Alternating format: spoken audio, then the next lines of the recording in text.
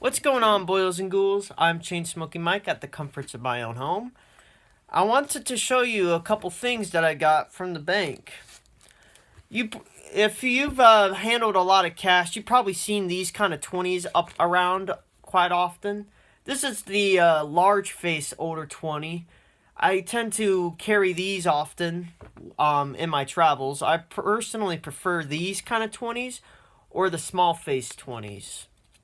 They look different.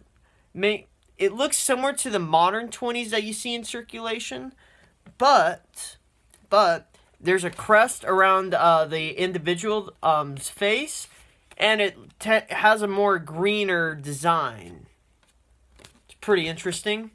And this particular 20 is the first iteration, circa 1996, of the large face older style notes. They stopped making these circa 2001. But that's not the purpose of my video. I found some quarters, right, in circulation. And this particular 1965 quarter has struck my fancy. If you look closely, their edge kind of has a silvery tone to it. Now, in 1964, all quarters, dimes, half dollars were made out of silver, right? In 1965, that's when all the coins were made out of the clad. I think what I found in circulation is a very special quarter, mind you. And I think it's worth a shitload of money. And here's why. The patina on this kind of has a pretty silvery tone to it. Compare this one. It's pretty similar. But do you see the difference? This one has a more silvery color and tone to it than this one.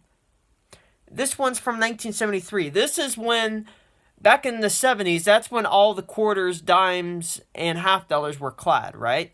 65 was kind of a weird time frame in money because the dimes and quarters were made out of clad, right? The half dollars, on the other hand, were made out of 40% silver, right? So, that being said, there's a difference. Pretty subtle.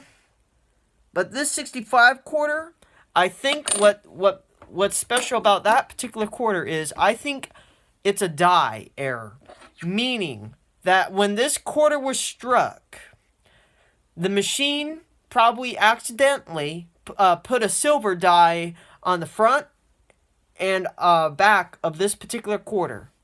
And I'm going to drop it, right? I'm going to do a comparison. We'll drop the first quarter.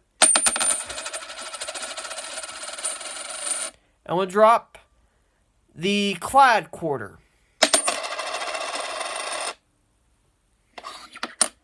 Let's try it again. This particular quarter, when I drop it, it sounds heavier than the clad quarter. I do legit think that this particular quarter from 1965 that I found in circulation is a silver die error. If you find any of these particular die error coins, they're quite valuable to the right coin collector and dealer. I'm probably going to save this particular quarter for the time being. I'm going to ensure that I don't spend it. I'm going to put it in a safe place. And that's just another quirk about me and my hobbies. And y'all are probably wondering, why do I like older money so much compared to the new stuff?